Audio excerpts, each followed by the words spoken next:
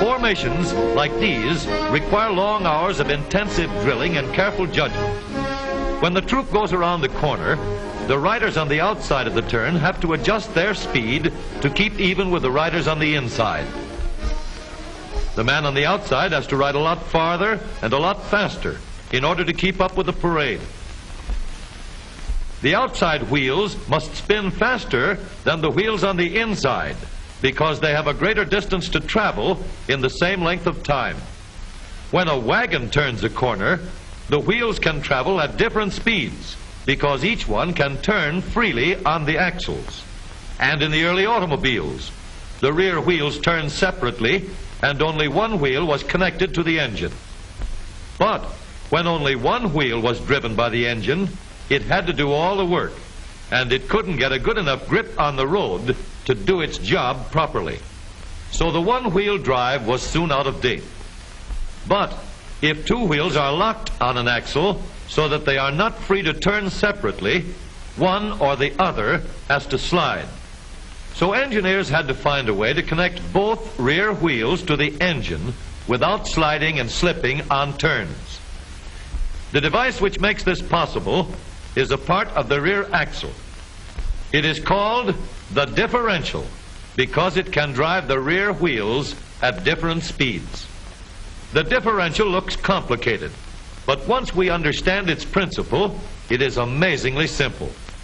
These two wheels are mounted on separate axles and supported by a frame so that they can revolve freely at different speeds. Let's fasten a spoke on the inner end of each axle so that by turning the spokes, we can turn each wheel separately. With a bar or crosspiece, we can turn both wheels in the same direction at the same rate of speed. Let's get something to hold this bar in place so that it will press against the spokes. Notice that this support is not locked to the axle. It turns freely. Now we can spin the wheels by rotating the support.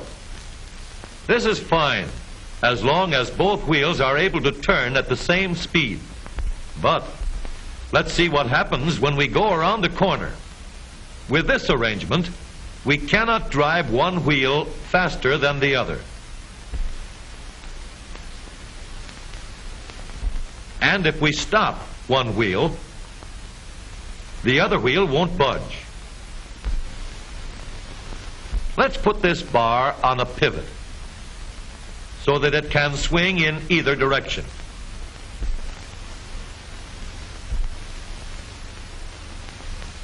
Now, the bar can still turn both wheels at the same speed. And because it pivots, it lets one wheel turn even when the other is stopped. But if turned too far, the bar will swing around until it won't drive the spokes that turn either wheel. We need another crossbar and more spokes to carry on the job.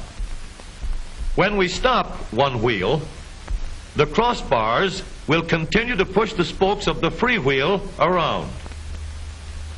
As long as both wheels are free to turn, the bars do not swing on their pivot, and the wheels move at the same speed. Now we have the working principles of a differential.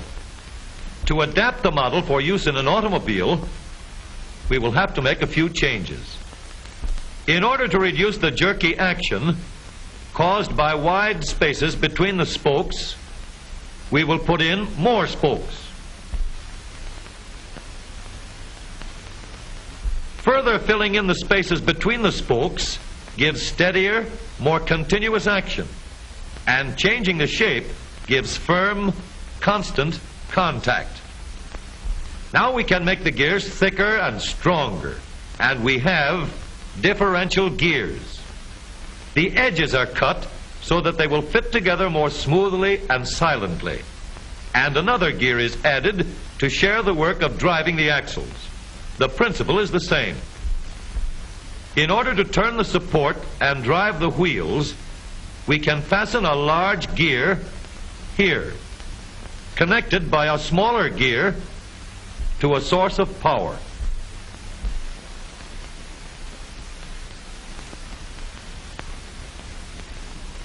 Notice that the power is connected to the differential at the center line. We can make our model more compact by moving the gears closer together. When we put our differential in an automobile, we have to leave room for the drive shaft, which carries the power from the engine. We may build the floor of the car above the drive shaft. But if we do, we won't have much room inside unless we make the top of the car high too. Of course, we could lower the floor and ceiling, but the drive shaft would be higher than the floor. This would have disadvantages. A shaft in the middle of the floor of an automobile would be inconvenient for passengers and would be awkward for carrying luggage. Today, engineers have found a way to make the car roomier and closer to the road without a clumsy shaft above the floor.